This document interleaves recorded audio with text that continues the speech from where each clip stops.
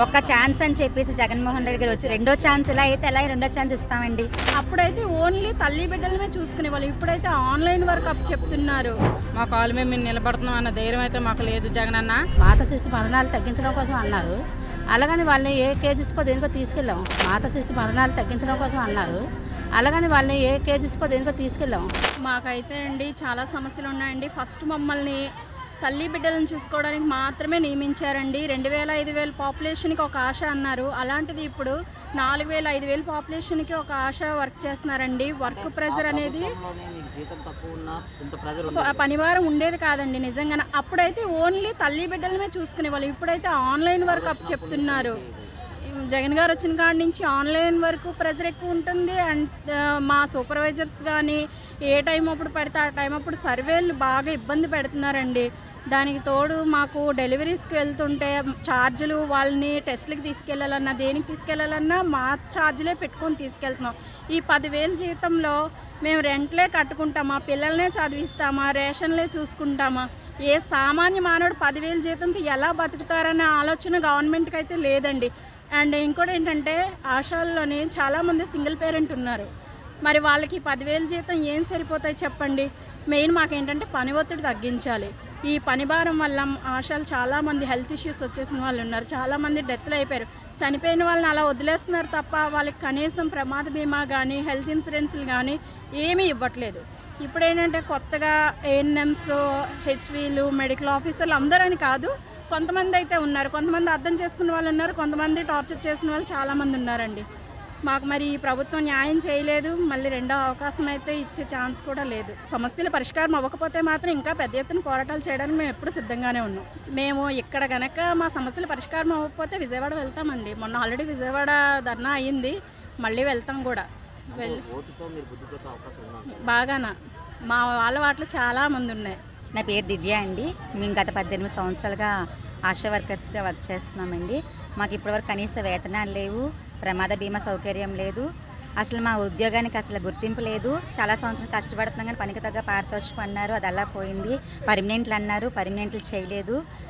జగన్మోహన్ రెడ్డి గారు నేను విన్నాను అన్నారు, కానీ ఏమున్నారు, ఏం విన్నారు? మా సమస్యలు అయితే ఏమీ కూడా తీర్చడం లేదు. గత 18 సంవత్సరాల నుంచి వర్క్ చేస్తూ ఉన్నాము, కనీస వేతనాలు లేవు, పర్మనెంట్లు లేవు, పిఎఫ్ లేదు, ఈఎస్ఐ లేదు, గ్రాడ్యుయేటీ లేదు, ఏమీ లేదు. సో జగన్మోహన్ రెడ్డి గారు మమ్మల్ని గుర్తించి మాకు కనీస వేతనాలు 18,000 రూపాయలు చేస్తారని మేము తెలియజేసుకుంటున్నామండి. అలాగే ఒక్క ఛాన్స్ అని చెప్పేసి జగన్మోహన్ రెడ్డి గారు వచ్చి రెండో ఛాన్స్ ఇలా అయితే ఎలా రెండో ఛాన్స్ ఇస్తామండి. మాకు ఏ ప్రభుత్వం అయితే మమ్మల్ని గుర్తించి మమ్మల్ని పర్మనెంట్లు చేస్తుందో ఆ ప్రభుత్వానికి మేము ఓటేసి మేము గెలిపిస్తామండి. జగన్మోహన్ గారికి ముందుగా ఇది హెచ్చరిస్తున్నాం, దయచేసి మాకు పర్మనెంట్లు చేయండి.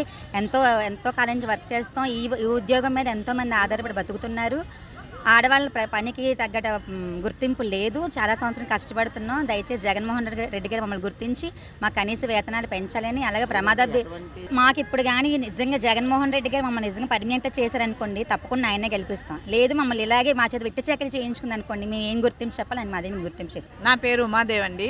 మేము పెందుర్తి పిహెచ్సిలో పనిచేస్తున్నామండి. మా సమస్యలు అంటే 10,000 ఇచ్చినట్టుగా ఇస్తున్నాడండి, రేట్లన్నీ పెంచేశాడు, గొడ్డు చాకరీ చేయించుకుంటున్నాడండి మాతోని. మేము ఇదివరకు అయితే గర్భిణీలు బాలింతలే చూసేవారండి. ఇప్పుడైతే అనవసరమైన వర్క్ అంతా మా మీద రుద్ది మేము చాలా స్ట్రగుల్ అవుతున్నాం అండి. దీనికి ఏంటంటే ఆన్లైన్ వర్క్ అని మొబైల్లో అన్నీ ఇచ్చి వర్క్ చేయమంటున్నారు. దానికి అప్పుడు చదువు అవసరం లేదన్నారండి మనం జాయిన్ అయ్యేటప్పుడు. ఇప్పుడు ఆ మొబైల్లో వర్క్ చేయమంటే మేము చేయలేకపోతున్నాం అండి వర్క్. తర్వాత ఏంటంటే 10 మంది చేసే వర్క్ ఒక్కరికి అప్పచెప్తున్నారండి. ప్రతిదీ సేపర్ దగ్గర నుంచి అన్ని పనులు మాకే అప్పచెప్తున్నారు. దానివల్ల ఏంటంటే 10,000 ఇచ్చారు, గర్భిణీని తీసుకెళ్ళాలంటే మా డబ్బులతో మేము అటు ఇటు ఛార్జీలు కట్టుకుంటున్నాం. ఆ ఛార్జీలకే నెలకు మాకు 2-3 వేలు అయిపోతుందండి. ఆడిచ్చింది ఇంకేముంటుందండి మాకు. తర్వాత ఇంకోటి ఏంటంటే రేట్లన్నీ పెంచారు. గ్యాసు 950 రూపాయలు, రైస్ పెరిగిపోయింది, అన్నీ పెరిగిపోయి మేము కొనుక్కొని తినలేకపోతున్నాం. ఈ 10,000తో మా కుటుంబమే చాలా ఇబ్బంది పడుతుందండి. ఈ 10,000తోనే బ్రతికిన వాళ్ళు చాలామంది ఉన్నారండి. ఇప్పుడు మా డిమాండ్లు ఏంటంటే మాకు పనికి తగ్గ 18,000 ఇవ్వమని అడుగుతున్నాం అండి. తర్వాత ఇంకోటి ఏంటంటే మాకు పని ఒత్తిడి తగ్గించాలి, మాకు ఇన్సూరెన్స్ కల్పించాలి, అలాగే ప్రమాద బీమా ఉండాలండి. ఇవన్నీ చేయకపోతే మేము ఏం చేస్తామంటే పెద్ద ఎత్తున ఇంకా చాలా చేయాలనుకుంటున్నామండి.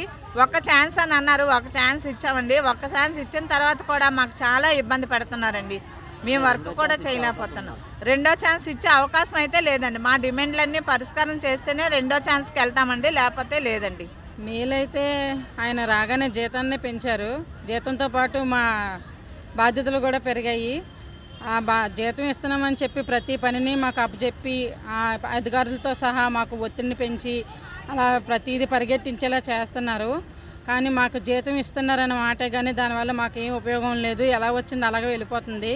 సరుకులు ధరలు, ఇంటద్దులు అన్నీ పెరిగాయి. పిల్లలు చదివించుకోవాలన్నా, మాకు ఆరోగ్యం బాగోలేదన్నా మేము ఎక్కడికి ఎవరి దగ్గర అడగాల్సిన పరిస్థితి ఏర్పడుతుంది తప్ప మా అంతలు మేము ఉద్యోగం చేస్తున్నాం, మా కాలు మేము నిలబడుతున్నాం అన్న ధైర్యం అయితే మాకు లేదు. జగనన్న మీరు అవకాశం ఇమ్మన్నారని ఇచ్చాం. మేము ఇచ్చినందుకు మాకు గుణపాఠమే చెప్పారు మీరు.